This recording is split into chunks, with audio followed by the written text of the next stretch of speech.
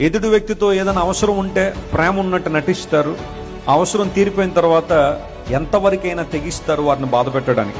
స్వార్థము, సంకుచిత స్వభావం పెరిగిపోతున్న ప్రపంచంలో మనం ఉన్నాం. ఒక చిన్న నింద నీ మీద పడగానే, ఒక చిన్న ఒంటరితనం గుండా నువ్వు వెళ్లాల్సి వచ్చినప్పుడు, లేదా ప్రజలు నేను రిజెక్ట్ చేసినప్పుడు, నీకు క్యాలిబర్ని, నీ ఓల్డ్ని తక్కువ చేసి మాట్లాడినప్పుడు ఎందుకు కృంగిపోతున్నావు? మనుషులు కాదు కదా నీకు విలువనిచ్చేది. ఈరోజు మనుషులు దండలేసి రేపొద్దు నిందలేస్తారు. అదేమన్నా ఆశ్చర్యపడే విషయమా? ఈ రోజు నిన్ను బాగా పొగిడిన వాడే, ఏదో అవసరం ఉందని నిన్ను పొగిడిన వాడే రేపొద్దు నిన్ను నడి రోడ్డు మీద తీసుకొచ్చి అవమానించే పరిస్థితులు రావా? వస్తాయి. మనుషుల ఒపీనియన్స్ మీద, వాళ్ళ యొక్క వ్యాలిడేషన్స్ మీద ఎందుకు నీ జీవితాన్ని కట్టుకుంటున్నావు? Trust God.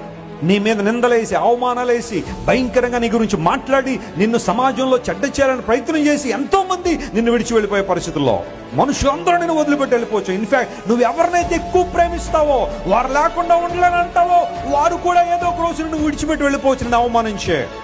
But God will never leave you. దేవుడు ఎప్పుడు నిన్ను వదిలిపెట్టడు. ఆయన